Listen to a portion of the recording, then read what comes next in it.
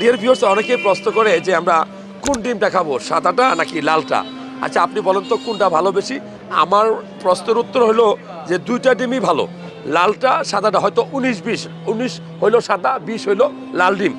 আপনি ডিমটা কেন খাবেন? ডিম পৃথিবীর সবচেয়ে ভালো খাবার, কারণ এই ডিম আপনার রক্তের কোলেস্টেরল কমায়, এই ডিম আপনার শরীরের চর্বি কমায়, এই ডিম আপনার লিভারের চর্বি কমায়, এই ডিম আপনার স্মৃতিশক্তি বাড়ায়, এই ডিম আপনার টেস্টোস্টেরন লেভেল বাড়াবে, এই ডিম আপনার শুক্রাণুর কোয়ালিটি বাড়াবে, এই ডিম যাদের প্রেশার কমে যায় তাদের প্রেশার বাড়ায়।